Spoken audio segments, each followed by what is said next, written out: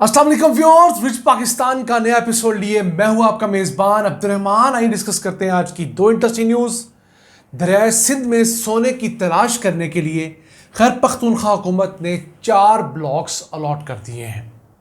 ये एक बहुत बड़ी डेवलपमेंट है। हम गुज़िश्ता कई सालों से दरियाए सिंध के अंदर वाक़ सोने के ज़खायर का तज़किरा करते आए हैं, जिन्हें मुकामी लोग पहले और अब माफियाज जो हैं मशीनें लगा कर निकाल रहे थे। अब केपी हुकूमत को इससे कितने अरब रुपए सालाना का रेवेन्यू हासिल होगा और मज़ीद कितने ब्लॉक्स खैबर पख्तूनख्वा की हुकूमत दे सकती है। इसी तरह पंजाब की हुकूमत के पास भी पोटेंशियल है और गिलगित बल्तिस्तान में भी दरियाए सिंध के अंदर सोने के ज़खायर मौजूद हैं। इस खबर को आपसे डिस्कस करेंगे। जबकि आज की दूसरी खबर, ओवरसीज़ पाकिस्तानियों की प्रॉपर्टीज़ को महफूज बनाने के लिए बिलाखिर सेनेट ऑफ पाकिस्तान ने भी अलहदा अदालतें बनाने की मंजूरी दे दी है। अब ये कानून बन गया है। अब इस्लामाबाद के हदूद तक ओवरसीज़ पाकिस्तानियों की प्रॉपर्टीज़ से मुतालिक तमाम केसेस देखने के लिए अलहदा अदालत होगी, जो सिर्फ 90 दिनों के अंदर ओवरसीज़ पाकिस्तानियों के केसेस का फैसला करेगी। ये एक बहुत बड़ी डेवलपमेंट है। इसे प्रोग्राम के दूसरे हिस्से में डिस्कस करेंगे, लेकिन पहले चलते हैं आज की सबसे अहम खबर की तरफ। दरियाए सिंध के अंदर सोना तलाश करने के लिए खैबर पख्तूनख्वा हुकूमत ने 4 ब्लॉक्स अलॉट कर दिए हैं और इनसे फ़िलहाल हुकूमत को 4 अरब रुपए सालाना का रेवेन्यू हासिल होगा। अभी खैबर पख्तूनख्वा हुकूमत के पास दरियाए सिंध के ऊपर टोटल 17 ब्लॉक्स की जगह थी। 4 दे दिए गए हैं, 13 ब्लॉक्स फ्यूचर में ऑक्शन किए जाएंगे। अब हो क्या रहा था, सदियों से दरियाए सिंध के पानी के अंदर सोने के छोटे छोटे ज़रात आते थे, जिन्हें प्लेसर गोल्ड कहा जाता है।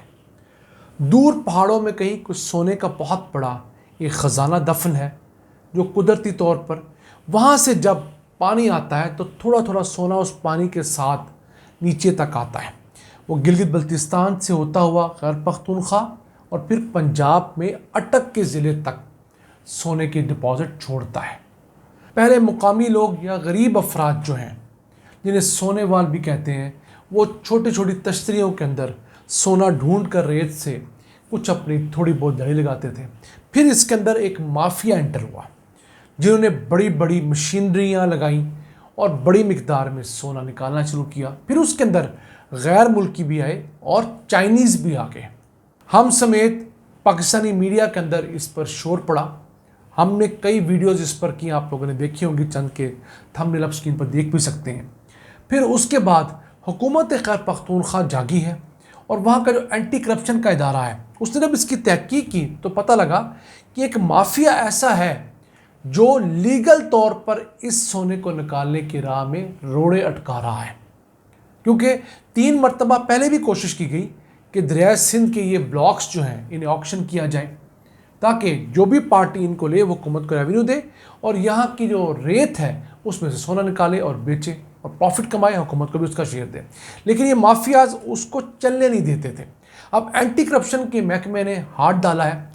वहाँ पर लगी हुई 200 से ज़ायद मुख्तलिफ बड़ी छोटी मशीनें जो हैं वो कब्ज़े में ली हैं, FIRs काटी हैं, को 800 करीब बंदे मुख्तलिफ औकात में वहाँ गिरफ्तार हुए हैं। तब जाकर कुछ माफिया कमज़ोर पड़ा है। तो उसकी वजह से इस ऑक्शन में 4 कंपनियों ने ये 4 ब्लॉक्स ले लिए हैं। उम्मीद है फ्यूचर में यह काम आगे बढ़ेगा। इसी को मॉडल बनाते हुए गिलगित बल्तिस्तान की हुकूमत को भी ये काम करना चाहिए, क्योंकि वहाँ से दरियाए सिंध आता है।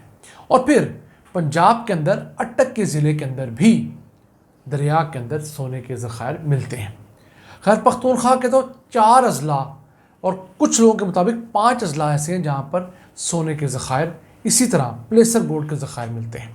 एक तो सबसे अहम है नौशहरा का ज़िला, फिर सवाबी का कुछ इलाका है, 4 सद्दा है, टांक और करक के इलाकों के अंदर भी जो दरिया है वहाँ पर छोटे मोटे मिकदार के अंदर रेत के साथ साथ सोने के ज़खायर मिलते हैं। तो आप इससे अंदाज़ा लगाएं कि पाकिस्तान किस कदर सलाहियतों से, किस कदर मातनी ज़खायर से माला माल है कि हमारे दरियाओं के अंदर अल्लाह ताला ने सोना जारी किया हुआ है। बदकिस्मती हमारी ये है कि हमने उसे अब तक यूटिलाइज़ ही नहीं किया और हम अपना कशकोल पकड़कर दुनिया के दर दर के ऊपर जाकर चंद डॉलर्स भीख मांगते हुए नहीं थकते। उम्मीद करते हैं अब ये काम पूरे पाकिस्तान में जारी सारी होगा। आइए चलते हैं आज की दूसरी अहम खबर की तरफ। कौमी असम्बली के बाद अब सेनेट ऑफ पाकिस्तान ने भी ओवरसीज़ पाकिस्तानियों के लिए अलहदा अदालतें बनाने का कानून मंजूर कर लिया है और अब इस्लामाबाद के दूत के अंदर ओवरसीज़ पाकिस्तानियों की प्रॉपर्टी से मुतालिक तमाम केसेस ये अलहदा अदालत सुनेगी और ये अलहदा अदालत सिर्फ 90 दिनों के अंदर ओवरसीज़ पाकिस्तानियों के केसों का फैसला कर देगी, जिसमें ना सिर्फ प्रॉपर्टी की मलकियत का इशू हो, कब्ज़े का इशू हो, मालियत का इशू हो या प्रॉपर्टी रिलेटेड कोई भी चीज़ हो।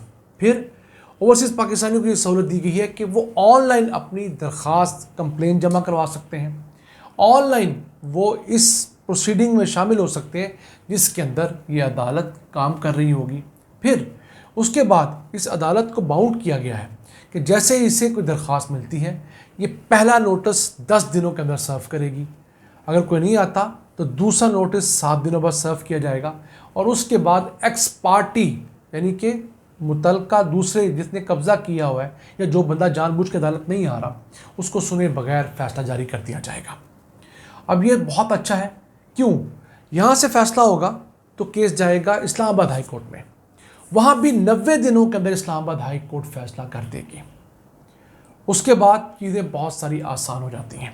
ओवरसीज़ पाकिस्तानियों के बड़े मसाइल में से एक उनकी प्रॉपर्टी पर होने वाले कब्ज़े भी हैं, जो ज़्यादातर उनके अपने रिश्तेदार ही कर लेते हैं, क्योंकि वो लोग यहाँ पर एतमाद करके ज़मीन लेते हैं और जाते हुए अक्सर कागजात पकड़ा जाते हैं या पावर ऑफ अटॉर्नी दे जाते हैं या कुछ और चीज़ें दे जाते हैं, जिसको मैनिपुलेट करके यहाँ वाले रिश्तेदार या यहाँ वाले किराएदार उनको ब्लैकमेल करते हैं, अदालतों के चक्कर लगवाते हैं, मिलाकर वो अपनी प्रॉपर्टी छोड़कर और मुल्क को हमेशा हमेशा के लिए खैरबाद कह के चले जाते हैं और मज़ीद इन्वेस्टमेंट पाकिस्तान में आने से रुक जाती है। अब अगर इस्लामाबाद की दूध में अदालत बनेगी तो इसको देखने के बाद बाकी तमाम सूबों के अंदर भी अदालतें बनाना आसान हो जाएगा और फिर इन अदालतों की वर्किंग की वजह से ओवरसीज़ पाकिस्तानियों का पाकिस्तान में टाइम बचेगा, पैसा बचेगा, उनका एतमाद पाकिस्तान में बहाल होगा तो वो पहले से ज़्यादा इन्वेस्टमेंट करेंगे। अब पाकिस्तान का हाउसिंग सेक्टर, पाकिस्तान का रियल एस्टेट सेक्टर ऐसा सेक्टर है जिसके अंदर ट्रिलियंस ऑफ डॉलर्स की इन्वेस्टमेंट की जा सकती है, ऐसा पोटेंशियल है।